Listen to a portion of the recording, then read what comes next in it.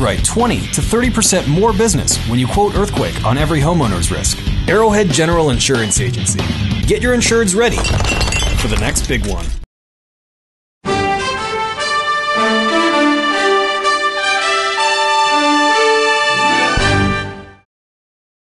The industry is short on talent, and some brokers wonder whether it is best to be a generalist or a specialist.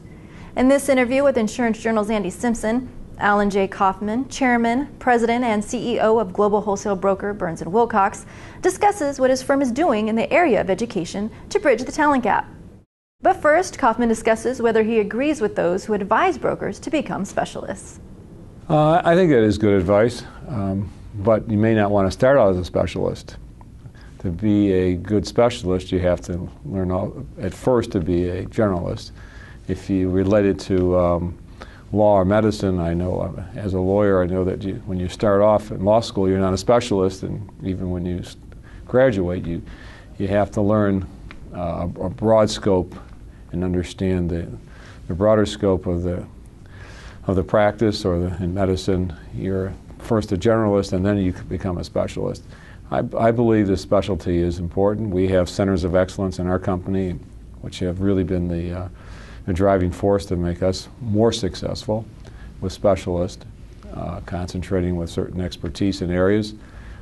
But the best specialists are the people who were generalists first, who understand the broad insurance scope, understand the standard markets, the specialty markets, understand the general principles of insurance and property and casualty.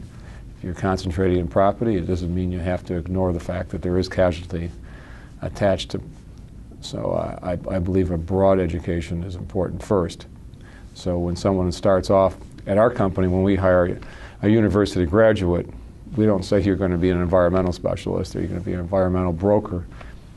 We bring them in and learn the business on a broad scope, and then as they develop, they start to concentrate with that expertise. Overall, our industry still is short on talent.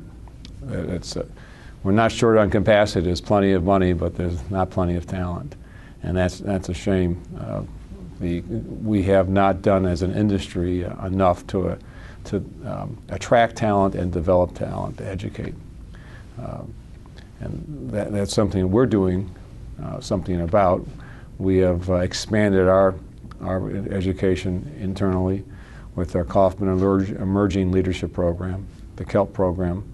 And as we call it, we have 85 graduates, university graduates, that are now in the program, which is a 3-year program, so they're not all recently hired.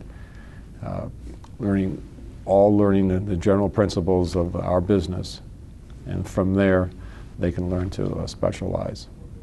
The industry has not invested in training and developing talent at all levels to the degree it's necessary. It's not that we've ignored education.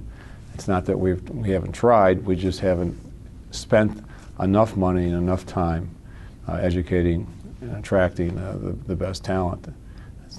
It's just the industry needs more talent than there is out there. You do have to invest in training, and obviously, if you look through some of the companies that had training programs, they became very successful, and those companies have had a rise of excellent talent within the organization. Naturally, those companies lost some good people, but enough people stuck that the companies really had a strong bench, and a strong bench strength is what it takes to be successul.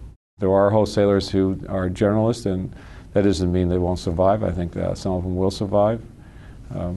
But I think in order to be more successful, you do have to have some specialties and concentrate in certain areas where your talent lies.